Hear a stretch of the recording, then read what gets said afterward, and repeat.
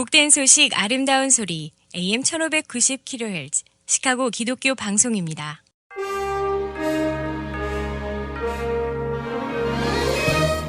여러분 안녕하십니까? 3월 25일 목요일 KCBS 헤드라인 뉴스입니다.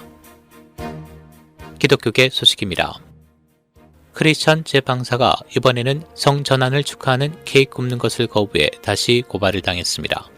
지난 2018년 동성 커플의 웨딩 케이크 굽는 것을 거부하고 재판에 넘겨졌다 승소한 콜로라도주 레이크우드에서 베스터피스 케이크 가게를 운영하는 그리스도인 재방사 잭 필립스가 이번에는 성전환을 축하하는 케이크 굽기를 거부하다 소송을 당해 다시 재판을 받게 됐다고 기독교 언론이 보도했습니다.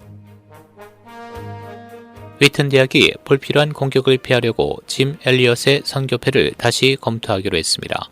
휘튼 대학은 하나님의 형상대로 창조된 인간의 완전한 존엄성을 반영하기 위한 노력의 하나로 선교사들의 명판에 대한 설명을 검토하고 수정하는 태스크포스를 임명할 것이라고 발표했습니다. 코비드-19 규정을 어겨 수감됐던 캐나다 목사가 석방됐습니다.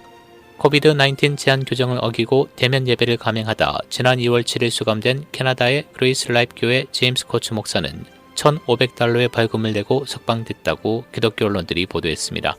그는 $2,000의 벌금 혹은 6개월의 징역형을 선고받을 수도 있었는데 그가 감옥에서 35일을 보낸 결과 벌금이 줄어든 것입니다. 국내 로컬 소식입니다. 영국 제약사 에스트라제네카가 백신의 효능을 수정 발표했습니다.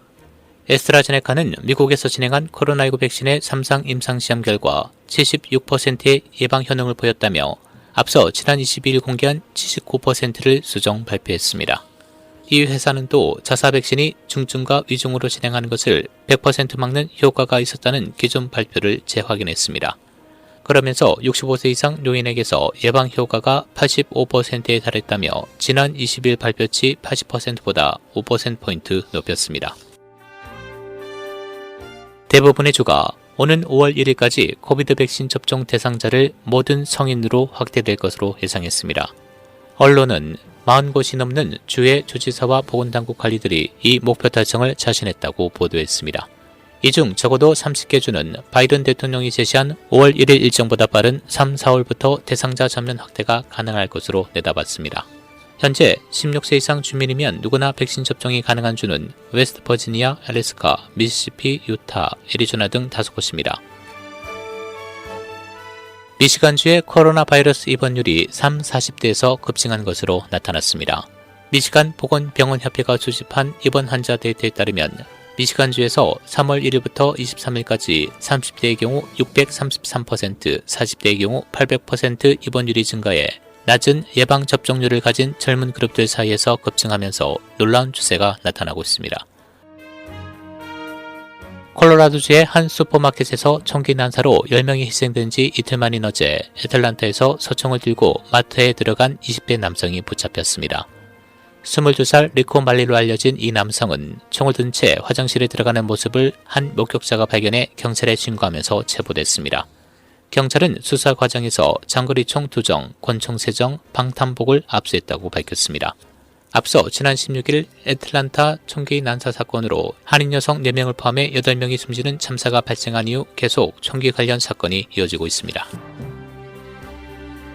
민주당이 조 바이든 대통령이 추진하는 $3조 규모의 인프라 패키지를 뒷받침할 법인 세율과 고소득자 소득 세율 인상 등 증세안을 검토하고 있다고 언론이 어제 보도했습니다.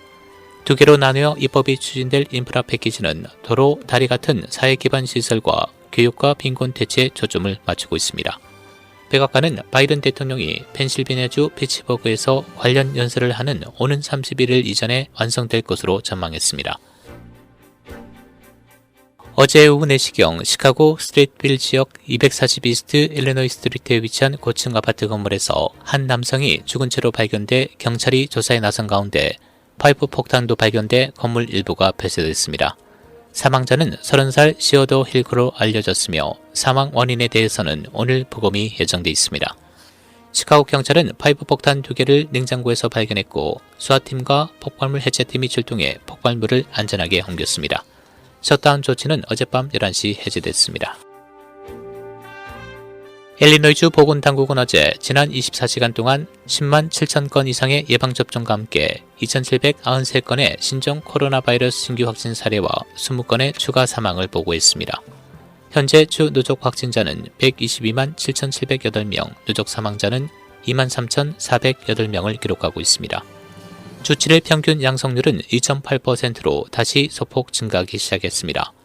시카고 공중보건부 앨리슨 아와디 박사는 좀 더 리오픈을 할 수 있길 바라고 있지만 현재 양성률이 다시 증가하고 있다며 코비드 지표가 다시 위험 수위로 돌아갈 가능성의 우려를 나타냈습니다. 프리츠커 일리노이 주지사가 어제 스프링필드에서 코비드 백신을 맞았습니다. 프리츠커 주지사는 지난 월요일 일리노이에서 공무원을 포함한 더 많은 필수 근로자가 자격이 확대된 후 어제 존슨앤존슨 백신을 맞았다고 밝혔습니다. 노동부는 오늘 지난주 신규 실업수당 청구 건수가 68만 4천 건으로 집계됐다고 밝혔습니다. 전주보다 10만 건 가까이 줄어 2주 만에 감소세로 돌아섰습니다. 다우존스가 집계한 시장 전망치 73만 5천 건보다 더 큰 폭으로 내려간 것입니다. 국제 소식입니다.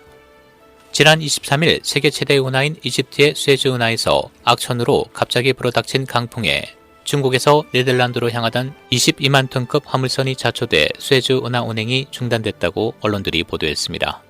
사고로 인명피해는 없었으나 최소 100척의 선박이 발이 묶였으며 선박을 움직이기 위해 모래를 퍼올리는데도 며칠이 걸릴 것이라고 언론이 보도했습니다. 도쿄올림픽 성화봉송이 현지 시간 25일 후쿠시마현에서 시작됐다고 현지 언론이 보도했습니다. 코로나 바이러스 감염이 수그러들지 않고 있는 가운데 121일 동안 계속되는 성화봉송에는 47개 현의 약 10,000명의 주자들이 참가합니다. 각종 논란 끝에 개최되는 도쿄올림픽의 성화봉송은 25일 오전 9시 동일본 대지진 피해지인 후쿠시마현 제이빌리지에서 출발해 7월 23일 국립경기장에 도착합니다. 북한이 한국 시간 오늘 아침 동해상으로 단거리 미사일 2발을 발사했다고 군 당국이 밝혔습니다.